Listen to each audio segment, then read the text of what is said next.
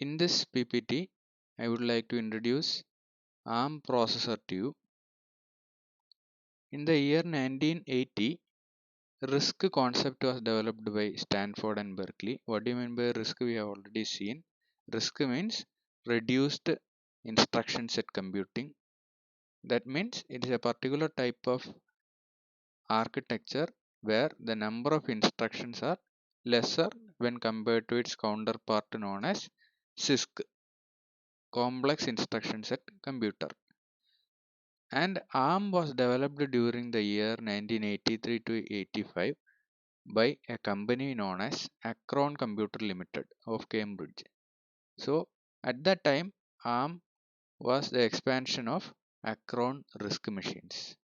And after around 1990, your actual ARM processor was developed, and then it was given the name Advanced RISC machines. So initially when it was developed, it was known as Akron RISC machines.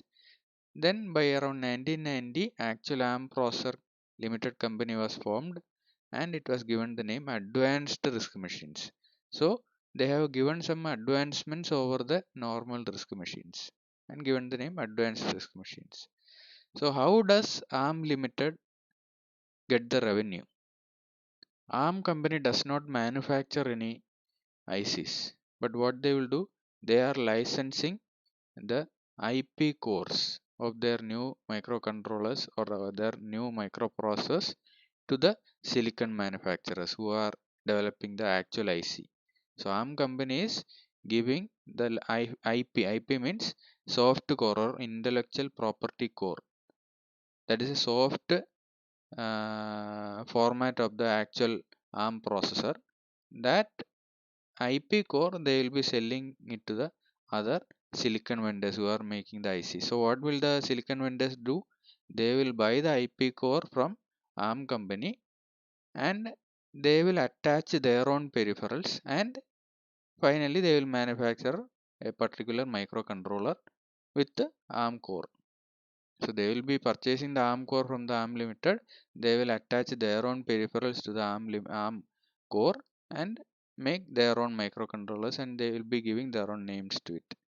So ARM is getting revenue by selling the IP cores, and also they will be providing the development tools for configuring this IP core and and for developing programs using this IP core, etc. Then what are the basic features of RISC machines? First feature is that it will be having a large uniform register file. Register file means what? Collection of registers. What do you mean by collection of registers? It is nothing but a memory. So a memory is nothing but collection of registers. What do you mean by register? Register means it is a collection of flip-flops.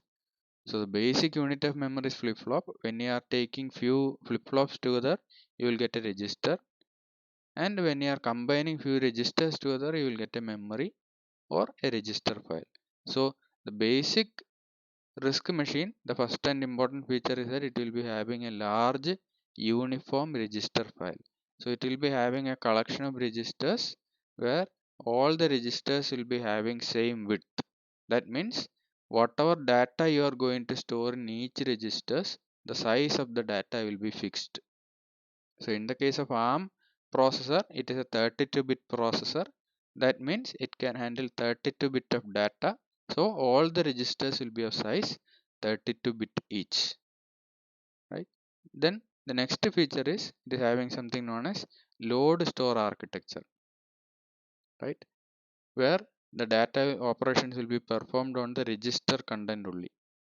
So what do you mean by load store architecture? Say for example, I need to add 1 and 2. So 1 will be stored in a register, 2 will be stored in another register, right? And the operations will be done between the registers, right? Before taking the contents to the registers, where will be the data? The data will be there in the memory. Say for example, I am storing 1 in a particular register. That means it is a part of memory, and 2 it will be there in another register, register 2. So what you will do? You will do a load operation. What you are doing? You will be loading the first operand, that is 1 from memory to register, right? Then similarly we will be loading second number from memory to a register, that is known as load operation, right? From memory you are loading to the register, right? Then you will be performing the operation on the in the ALU. Finally the result will be stored back to the memory, that is known as store operation, right? So like that the load and store operation will be done. So it is known as load store architecture. So you are loading the data from the memory to a set of registers. From the registers you will be operating you will be performing the operation in the ALU. So from the registers the data will be going to ALU where the operation is done, and the result will be stored back to the memory, that is known as store operation, that is known as load store architecture. Then it is having uniform fixed length instructions. That means all the instructions used for writing the program. How will you write a program? You can write the program in two languages. First one is known as assembly language, or in the high level C language. So this one they are talking about the assembly language program. So whatever instructions you are using for assembly language program, all the instructions will be having fixed width or fixed length. What do you mean by that? Here it is a 32-bit processor, so it can handle 32-bit of data, right? In addition to that, instructions what you are writing to this processor will be also of 32-bit. So it can handle 32-bit instructions and 32-bit data in this ARM processor. That is written the next line also, instructions will be of size 32-bit. So instruction as well as data will be of size 32-bit. Then it is having good speed to power consumption ratio. That means the power consumed by the controller will be, or the processor will be very less. In the using the very little amount of power, it can do higher operations, more operations. Then high code density. What do you mean by high code density? Means what? In a unit area, how much data you can fill, that is known as a density. So here high code density means in a unit area you can write a code, in a particular area you can write a code, but by writing a single line of code you will be able to do multiple operations. Say for example, there is an instruction known as add eq, add eq, that is one instruction. Add eq means you will be performing addition of two registers and the result will be stored to another register. This operation will be done only if the zero flag is set. That is meant by eq. Eq means equal to. See, when the zero flag is set, then only the operation will be done. When will be the zero flag set? Zero flag will be set only when the result of the arithmetic or logical instruction is zero. That means if you are ANDing, or if you are say you are subtracting 5 minus 5, then the result will be 0. Similarly, you are performing a not on 1, so not of 1 you will be getting 0. So in these operations the result will be 0. At that time zero flag will be set. Zero flag means it is a particular bit in a register showing the status of arithmetic or logical operation. They are present in a register known as status register, that we will see later, right? So here add eq, what does it mean? It will add two numbers only when the zero flag is set. So checking of the zero flag and the addition of the two numbers and storing the result will be done using a single instructions. But if you are doing the same thing in 8085, what you will do, you need to first subtract two numbers, then you need to check whether it is equal. If it is equal, then you need to write another instruction for adding. So 2-3 lines you need to write. But here by using a single line of code you can do multiple operations. That means the single line of code will be acquiring only 32-bit memory area. In the 32-bit instruction you can perform more than one operation. That is meant by high code density. So these are the basic features of RISC architecture. Then next we will see what are the advancements given over the RISC machine in order to make this as advanced RISC machines. So these are the four advancements or enhancements given over the basic RISC machine. First one is it is having control over ALU and shifter for every data processing operations. That means it can control the operations performed on an ALU or a shifter. It is having something known as barrel shifter, right? In the basic ARM architecture itself, it is having a particular block known as barrel shifter. Normally, how many times you can shift a number? You can shift a number towards right or towards left only by one bit by using right shift or left shift. But if you are since you are having barrel shifter in ALU, what do you mean by barrel shifter is you can perform multiple times left or right shift, right? You can perform around, I think, around 32 bit or 40 bit shift you can perform towards right or towards left in a single cycle. You can perform multiple shifts in a single cycle. That's the advantage of barrel shifter. That means you are directly operating on the ALU. Before giving the operand directly to the ALU, you are shifting it in give and giving, right? So whenever you are shifting a number towards right by 1 unit, you are dividing the number by 2.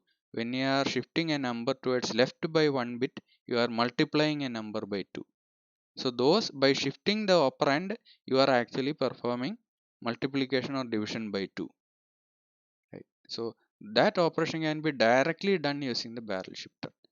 Next feature is auto increment and auto decrement addressing mode. Addressing mode means what? What are the addressing mode means? What are the modes or what are the methods by which you can access a memory, or you can read a data from a memory or write a data to a memory? What are the different methods? So here you are having something known as auto increment and auto decrement addressing mode. Means what? Say for example, I need to add 5 numbers stored in 5 consecutive locations, right? So in C, how will you do that? In indirect addressing mode, how will you do? First you will initialize a pointer to a first location, you will read the data, then you will increment the pointer to the next location, you will read the second data, then you will perform the addition between first and second data, you will get the result. To that result, you need to add the third data. How will you access the third data? You need to increment the pointer to the next location. Like that it will be going on. So if you want to do it in C or in assembly, normal C or assembly, what you will do? You need to initialize a pointer. You need to increment or decrement the pointer manually using the program. But here what you are doing is there is a separate, or there is a dedicated incrementer block which can perform this auto incrementing and auto decrementing automatically. The decrementing and incrementing will be done automatically. Once the addition is completed, incrementing will be done automatically. You don't need to manually increment. So if you are using instructions using this auto increment or auto decrementing addressing mode, automatically the incrementing or decrementing will be taken care. You don't need to manually do it, right? If you are using that instruction, automatically it will increment, and whenever the condition is satisfied, it will stop. That is known as auto increment or auto decrement addressing mode. Next one is known as load store multiple. In the basic RISC machine feature, what I have told, you can do only load store, normal load store. That means single load store only is possible. That means you can load or store only one byte of data or one word of data. But here you can perform multiple load store. That means multiple contents can be loaded from the memory to a register. Similarly, multiple contents of the register, multiple register contents can be stored onto multiple locations in a single cycle, right? So load store multiple instruction, what does it do? It can load as well as store multiple register content or memory content to and fro. In the normal RISC machine, you can only load or store one register content or one memory content, but here you can load and store multiple register contents by using a single instruction known as STM or LDM, store multiple, load multiple. But in the case of RISC machine, you can do only single load store, LDR, STR. Here it is LDM, load multiple, and STM, store multiple. And the last feature is you can have conditional execution for all the instructions. I have told, example I have told, add EQ. That means addition will be performed only when zero flag is set. So that EQ is the condition flag. Like that you can give 16 conditions, right? But in the case of normal RISC machine, there are certain instructions dedicated for conditional execution. You can use only that. But here, for all the instructions, you can give condition flag. So these are the advancements over the basic RISC machines in order to make it advanced RISC machine or ARM or ARM.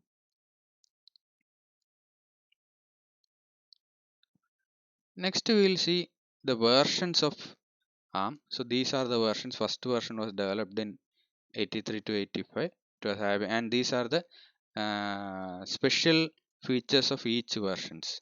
In the first version, 26-bit addressing was only there. That means it can operate only on 26-bit of data or address, and there was no multiply or coprocessor instruction. So each version was having its own significant features. You can go through that. I'll be sharing this PPT. Then version 5, 5T, etc. came. So initially, and how will you how will you refer to ARM naming convention? So say for example ARM 7. ARM 7 is coming under version 3. ARM 6 is coming under also version 3. Then ARM 7 TDMI, it is coming under version 4T. So what do you mean by this T? What do you mean by D? What do you mean by M and I? What do you mean by that? So these are the abbreviations of the suffixes. T stands for thumb. That means it is having thumb instruction support. So ARM 7 TDMI means T stands for thumb, D stands for on chip debugging, M stands for enhanced multiplier, I stands for embedded in circuit emulator. So what do you mean by, so these features are present in ARM 7 TDMI. So it is coming under version 4T. But normal ARM 7 it is coming under version 3. So your LPC2148 microcontroller is coming under ARM 7 TDMI. So what do you mean by T? Thumb instruction support. So in the normal ARM, there are two different types of instruction sets available. They are known as ARM instruction set and thumb instruction set. ARM instruction set, in the ARM instruction set, all the instructions will be of size 32-bit or length 32-bit. In the thumb instruction set, it is a compressed form of ARM. That means all the instructions will be of size, or it can handle only 16-bit of data. In the case of ARM, it can handle 8-bit, 32-bit of data. So if you want to have more processing to be done, you can use ARM instruction set because it can handle 32-bit of data. It can add, say for example, it can add two 32-bit numbers. But if you are using thumb instruction set, you can operate only on 16-bit data, right? So whenever you want to perform, whenever you are going to design an embedded system which is not so complicated, you can use this thumb instruction set. So you can operate only on 32-bit. You can handle only 32-bit of data, right? So that is a basic difference between ARM and the thumb instruction set. So whenever you need to have high performance, you can use ARM instruction set. Whenever you need to have more code density, you can go for thumb instruction set. How are you increasing the code density? Because your instructions will be only of size 16-bit. So instead of accommodating one 32-bit instruction, you can accommodate two 16-bit instructions there if you are using thumb instruction set. So the code density will be increased, but the performance will be degraded because it can operate only on 16-bit of data. Thumb instruction set. ARM instruction set, it can operate on 32-bit data. So whenever you need to have more performance, you will use ARM instruction set. You need to have high code density, you need to go for thumb instruction set. Then next one, D, it stands for on chip debug, right? General debug means what? if you want to debug a program, how will you do? You need to go line by line. Similarly, if you want to debug a program executing on a microprocessor or a microcontroller, you need to have another external debugger for checking this. Usually it is done like that, but here this ARM7 TDMI, in the architecture itself, a particular peripheral known as on chip debugger support is there. So directly you can connect the you can connect your microcontroller to a debugging machine, debugging hardware, right? Otherwise the debugging hardware should be more complicated, but here debugging support is already there, so you need to connect a debugging device to this, so you can debug it. Then it is having enhanced multiplier, hardware multiplier is present in this processor ARM7 TDMI. M stands for enhanced multiplier, then I stands for embedded in circuit emulator hardware. So in circuit emulator means you are, emulation means you are mimicking a hardware, that is known as emulation. Simulation means you are mimicking a hardware in the by using a software component, that is known as simulation. Emulation means you are mimicking a hardware or a microcontroller using another powerful hardware, that is known as emulator. That means whatever you operation it is done, it is performed on the actual target hardware, that operation you can see in say real time using in circuit emulator hardware. But here in the architecture itself already the in circuit emulator hardware is present inside the controller itself, or inside the processor itself. In circuit emulator is there, so directly if you, by using the certain connections known as JTAG, you can perform the in circuit emulation. So like that you can, there are several suffixes available. If E stands for enhanced DSP, etc, etc, can go through this. Then next we will see the basic ARM organization, or this is a architectural block diagram of a basic ARM processor. So it will be having a register file.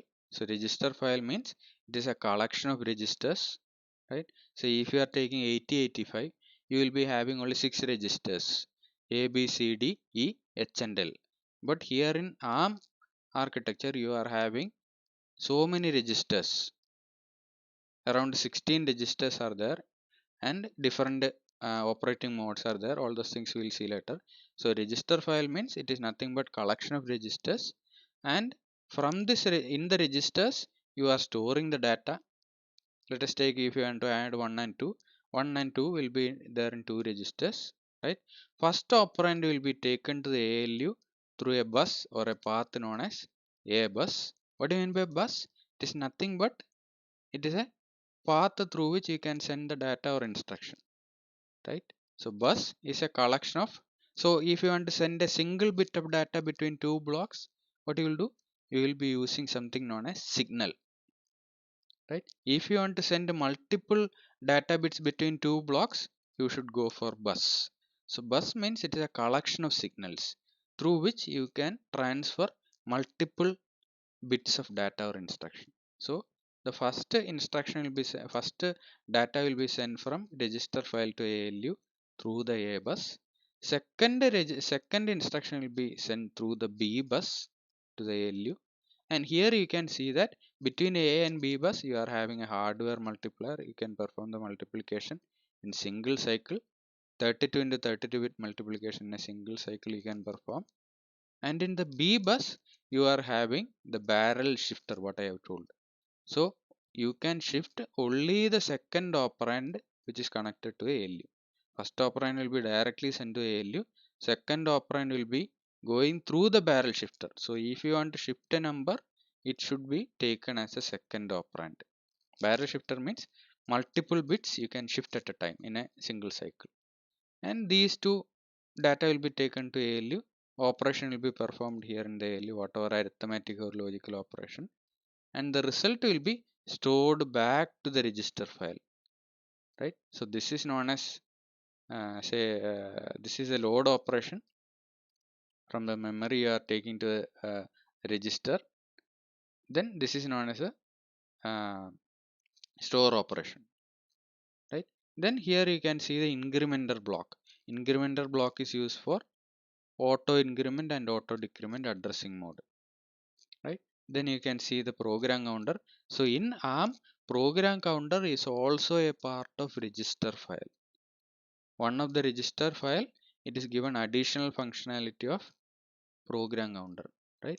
So if you want to increment the program counter, you can do the incrementing operation in the ALU. Say for example, if you want an address to be incremented by 10, so you can perform that operation in the ALU, and the resultant address can be written to the register file where the PC program counter is present. So program counter itself is a part of register file.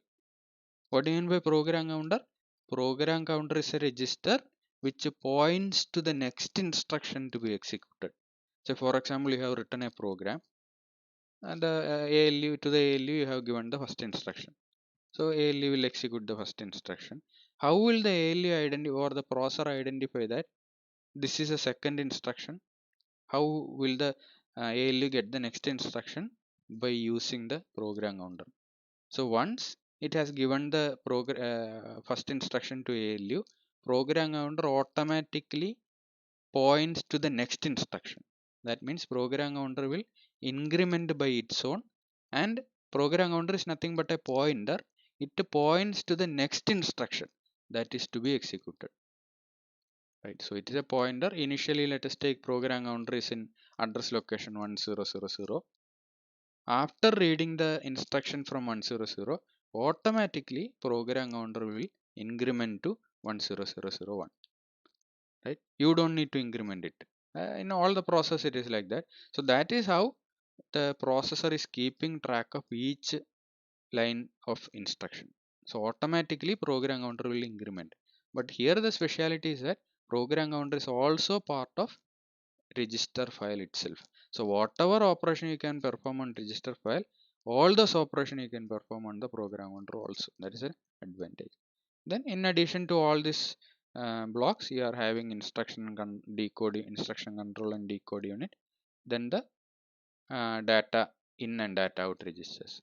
So this is a, so data in register is used for reading the data to the processor. Data out register is used for reading out the data from the processor to the peripherals or wherever it is. So this is a basic ARM organization or basic ARM architecture. Basic ARM architecture. Then all the other ARM versions or the controllers are operating on this, or it will be enhancing this architecture. This is a basic ARM architecture. So by this I am concluding the introduction to ARM. In the next slide we will try to give an introduction to the LPC2148 microcontroller. Till now I have given a basic introduction regarding an ARM processor. Next you are going to see something related with the microcontroller.